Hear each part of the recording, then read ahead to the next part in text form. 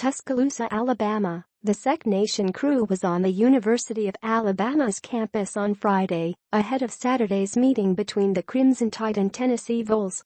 Former SEC stars and current SEC network analysts Marcus Spears and Tim Tebow spoke with reporters Friday afternoon in front of Moore Hall, touching on a variety of topics pertaining to the conference and the top-ranked team from Tuscaloosa.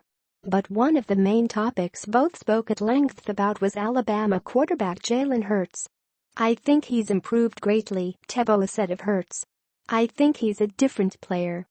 He's always effective, he's always smart with the football, he doesn't turn it over.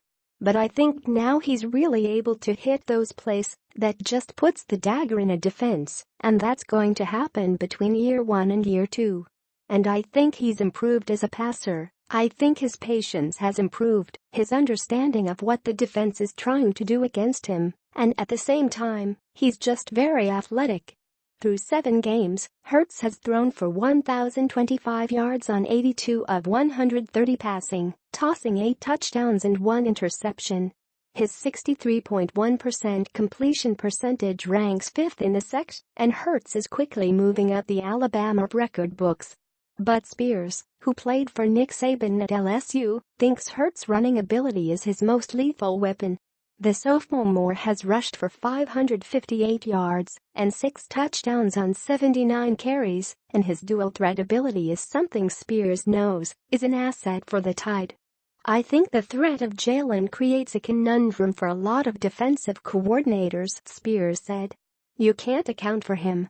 And the issue is if you go into a game with the plan to stop a quarterback, you're going to give up Calvin Ridley, you're going to give up Damian Harris, you're going to give up Robert Foster. So, you can't game plan for Jalen. The only thing you can tell your guys is, let's try to keep him in the pocket and make him throw it to beat us. But realistically, how are you going to be able to do that? Because you've also got probably a couple of All-Americans on the outside that are going to rip you if you try to play man-to-man the whole game." Both Tebow and Spears repeatedly said Hurts has improved as a passer, and Spears took it a step farther, calling out those that say he hasn't to load the box and see what happens. "People talk about Jalen can't throw the ball downfield. Give him time then, and he'll pick you apart because these guys are going to separate, they're going to get open," Spears said. "If you notice some of the passes he throws, there's not a DB within 5 yards of the receiver most of the time. So, you don't really need him to be Peyton Manning or Tom Brady. You just need him to make the play when it's there and available, and right now, they're just doing it at a higher level than anybody else." Last Saturday against Arkansas, Hurts threw his first interception since last season's Iron Bowl, snapping a streak of 206 passes without a pick.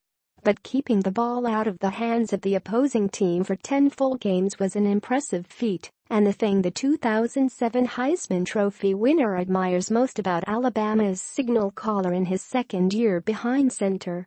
"What I love is he knows that his team is better than almost anybody they face, and he's not putting his offense in harm's way, where there's a lot chances for tipped balls, interceptions, miscues," Tebow said of Hurts. "He plays very, very smart."